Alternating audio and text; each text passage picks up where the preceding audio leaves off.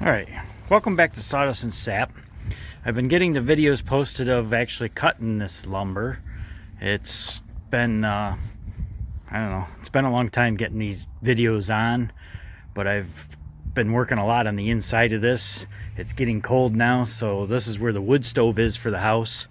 So I needed to get the inside done and sealed up so the wood stove could be fired up. But this is the larch that I was having a hard time cutting up.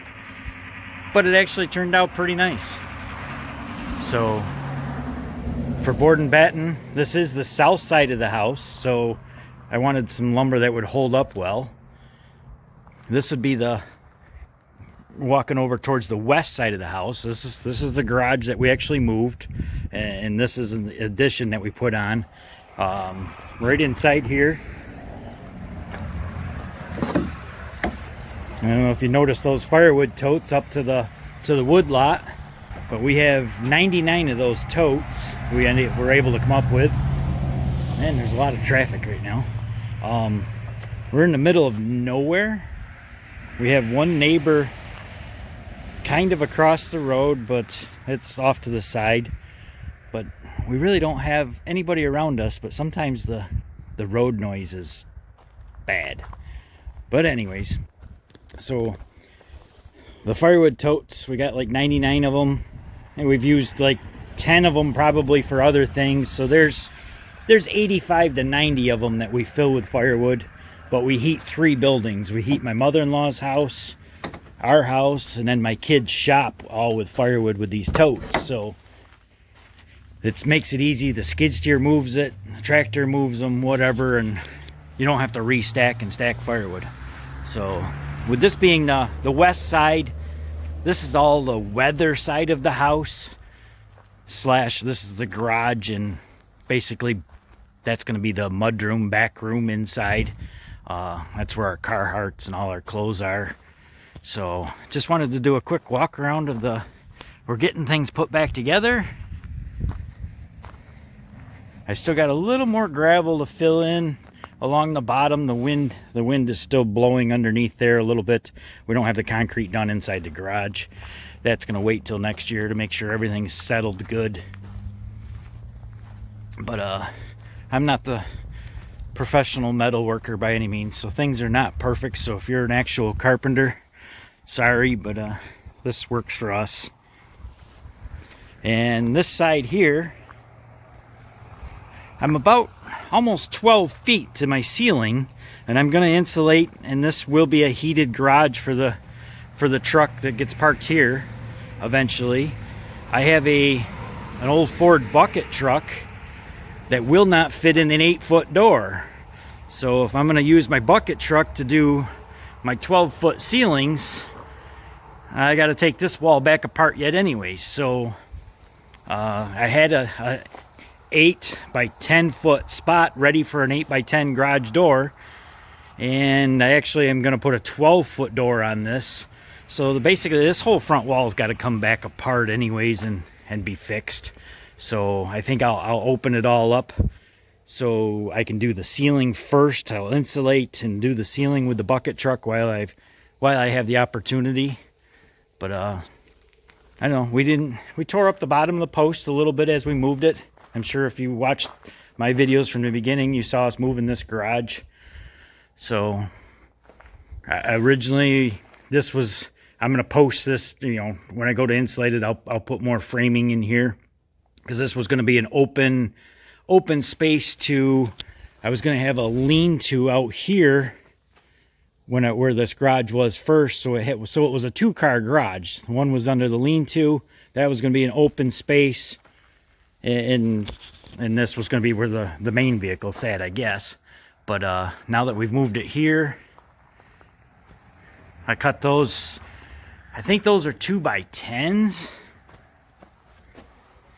I think that's what those were, by 12 foot. I cut them to fit, because these posts on this side of you can't even see these ones anymore.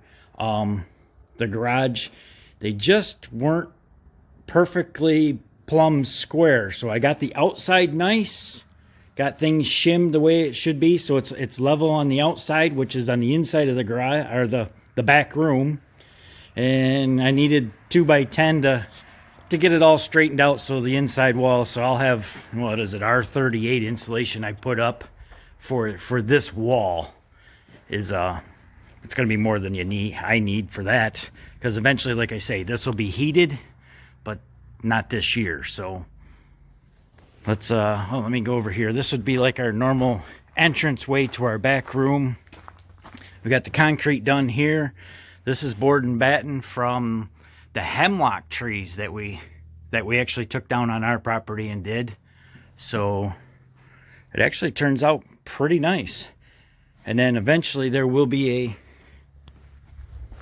on the back side, let me back up here. I'm thinking there's going to be like another type of peaked roof over top of this garage door, and then the porch roof will come somewhere underneath there. This here is not going to stay. That was just to get through this winter, but this is on the back of the house will be a porch roof. This will be all concrete here. We just threw this pad together because we were tracking mud right in the house first thing. But this is all next year stuff. Right now we got well, let's go this way. I'll show you how it ended up working with the wood stove in the tote.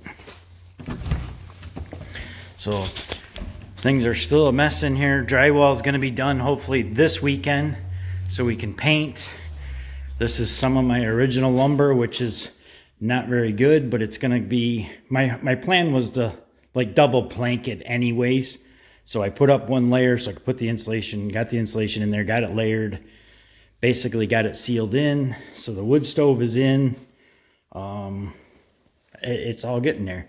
That window goes into our living room, so that was on the outside of the house originally.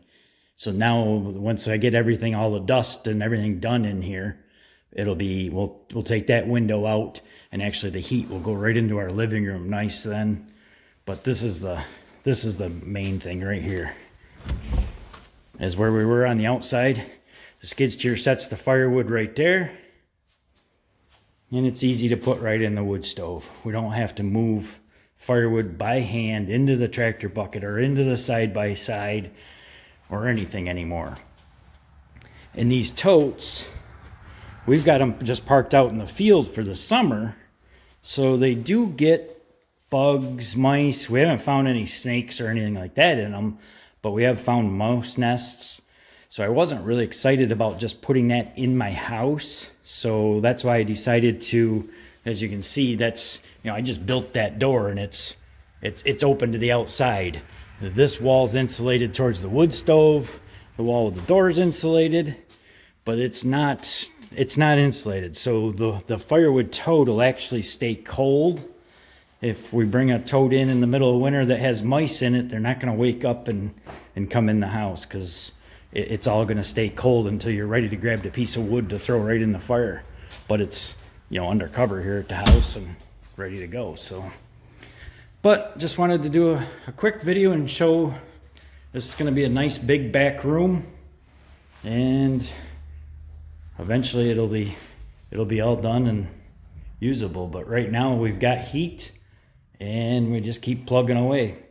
But it's, the middle of November now, and we're still having fairly nice weather, so it's hard to be working in here when you can be getting stuff done outside that once it starts snowing that you're not going to be able to do. So thanks for tuning in, and we'll catch you on the next one.